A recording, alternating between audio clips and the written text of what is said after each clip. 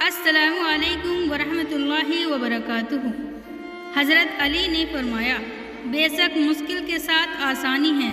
مشکل وقت پر صبر کرنا اور بہترین وقت پر شکر کرنا مومن کی پہچان ہے۔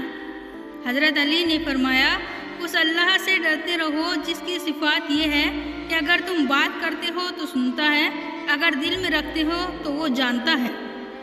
حضرت علی نے فرمایا، بچے کو جب کوئی تکلیف یا بیماری آتی ہے تو اللہ اس بچے کی بیماری کے بدلے بچے کی ماں کے گناہ معاف فرماتا ہے۔ قیامت کی نشانی میں ایک نشانی یہ بھی ہے کہ چھوٹے لوگوں کی عزت ہوگی اور سچے لوگوں کو ذلیل کیا جائے گا۔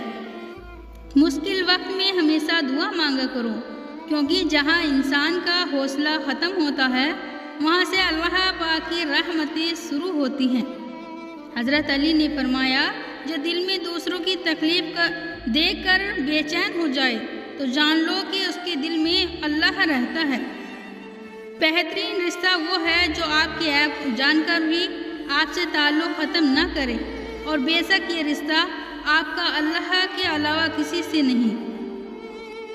قرآن پاک بار بار کہتا ہے، نا امید نہ ہو، کمزور نہ پڑو، غمگین نہ ہو، بے شک اللہ تعالیٰ ہر چیز پر قادر ہے۔ قرآن پاک کی طاقت۔ سورہ یاسین تمام خواہشوں کو پورا کراتی ہے، اور سورہ رحمان چہرے پر نور لاتی ہے، اور سورہ واقعہ رزق میں کسادگی لاتی ہے۔ حضرت علی نے فرمایا، کبھی تم دوسروں کے لیے دعا مانگ کر دیکھو، تمہیں اپنے لیے دعا مانگنے کی ضرورت ہی نہیں پڑے گی۔